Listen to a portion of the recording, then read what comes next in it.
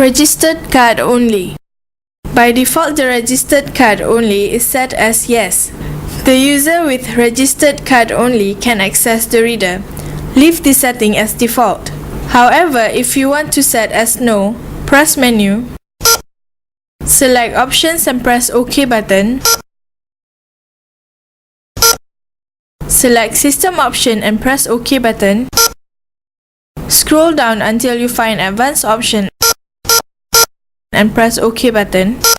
Select registered card only.